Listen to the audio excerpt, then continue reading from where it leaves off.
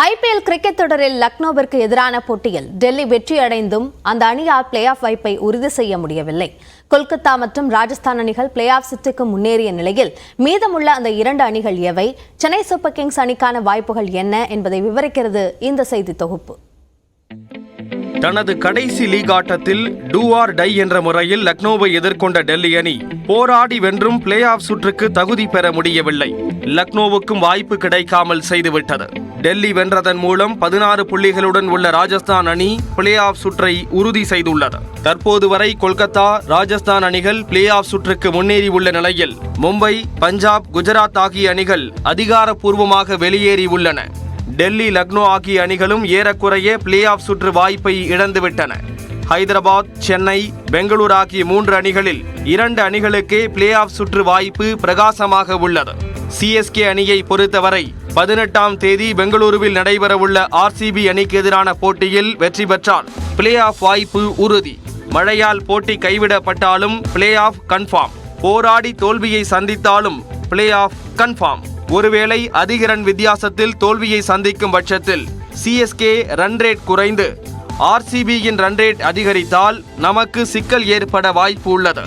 அதன்படி சேசிங்கில் சென்னை அணி 18 ரன்களுக்கு அதிகமாக தோல்வியை சந்தித்தால் ஆர்சிபி அணியை விட ரன் ரேட் குறைய வாய்ப்பு உள்ளது.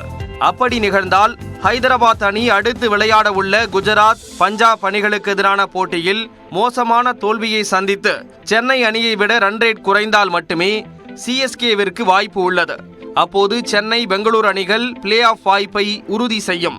பெங்களூரு அணிக்கான பிளே ஆஃப் வாய்ப்பு என்பது சென்னை அணியை கட்டாயம் வீழ்த்த வேண்டும். அது மட்டும் போதாது, ரன் ரேட்டிலும் முந்த வேண்டும். அதாவது முதலில் பேட்டிங் செய்து 200 ரன்கள் குவித்து 18 ரன்கள் வித்தியாசத்தில் வெற்றியடைய வேண்டும். ஒருவேளை சேசிங் என்றால் 18.1 ஓவரிலேயே வெற்றி பெற வேண்டும். இது இரண்டும் நடந்தால் மட்டுமே சாலா கப் நமதே என்ற கனவில் ஆர்சிபி பயணிக்க முடியும். இது இல்லாமல் பெங்களூரு அணிக்கு மேலும் ஒரு வாய்ப்பு உள்ளது.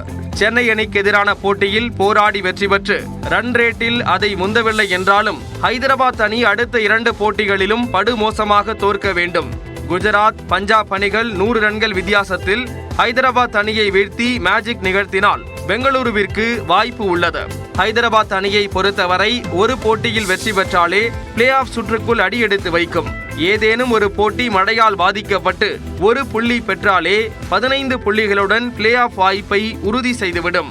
சென்னை, ஹைதராபாத் அணிகளுக்கே பிளே ஆஃப் வாய்ப்பு அதிகம் என ரசிகர்கள், வல்லுநர்கள் கணித்தாலும் ஏதேனும் ஒரு மேஜிக் நிகழ்ந்து பெங்களூரு அணி உள்ளே செல்லும் என ரசிகர்கள் மனதை தேற்றிக் கொள்கின்றனர்.